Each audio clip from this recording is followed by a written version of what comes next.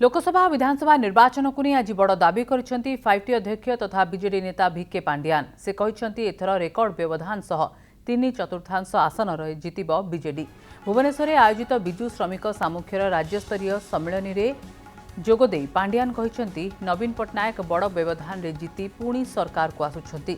लोकसभा निर्वाचन में भी दल गतथर ठारू भल प्रदर्शन करिबो। सेथिपई लोकंक ठारू दुईटी आशीर्वाद दरकार। प्रथमे विधानसभा पाई और अन्यटी लोकसभा पाई प्रार्थी को देखिबे नाही, बरं वोटर नवीन पट्टनायक और शंख चिन्ह को देखिबे बोली कहिसेंती भिके पांडियान।